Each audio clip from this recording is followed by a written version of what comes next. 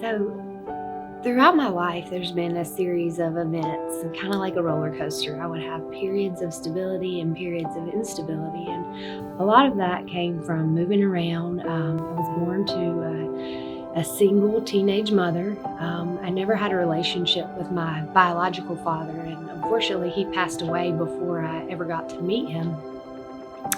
Just different things that I endured with growing up and having questions about my childhood and who I was as a person. Those things led me to seek recognition and appreciation and love in all the wrong places. And I didn't know how to handle it. And by the time I got into my early teens, I began using drugs and alcohol to kind of put those things to the back burner, so I didn't have to feel them anymore. Fast forward into my early 20s, by the time that I was 23, that recreational drug and alcohol use had turned into full-blown heroin addiction. It was an everyday struggle for me. I woke up in the morning, the first thing I thought about was when I was going to use, how I was going to use. I lost every relationship with my family. Was tarnished, and it was just hanging on by a thread, the ones that were still hanging on. By that point, my mom had passed away from colon cancer, and it fed my addiction and pushed me even deeper over the edge. So I stayed in this addiction heavy, using every single day for almost 4 years before I decided to get treatment. During that time, like I said, I made bad choice after bad choice, and it just led me further and further down that road. Finally, God put me in a place. He sat me down, and He began to put people in my life that began to speak His word into my heart. And I began to hear His voice, and I began to know that there was a plan that was bigger than what I had in mind, that He had a plan for me. And in that time, I began to read the Bible. I began to hear His voice. I began to follow His voice.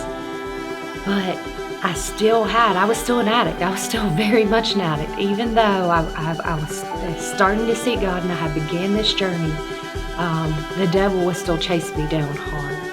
So I decided to go to treatment.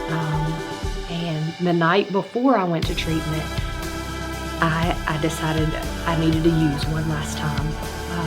I don't know what made me do it. I don't know. I know that Satan was just knocking at my door, just trying every trick he could to keep me away from God and to keep me out of transforming my life. So that night before treatment, I used, and I was found in the backseat of a car, blue.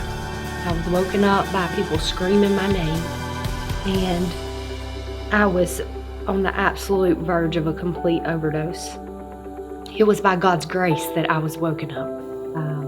I woke up and hesitant, scared, not sure about the steps I was about to take, but knowing that I had to go. I had to go to treatment. I had to get help, and I needed Him now more than ever. So I went. And I spent 18 months in a treatment program where God put godly women in my life. He began to put pastors in my life and teachers in my life and people that showed me what it looked like to have a stable life. And He showed me what grace was. He showed me what forgiveness was and what it meant to release your shame and be able to walk out of that and to walk in His glory. What a transformed heart looked like.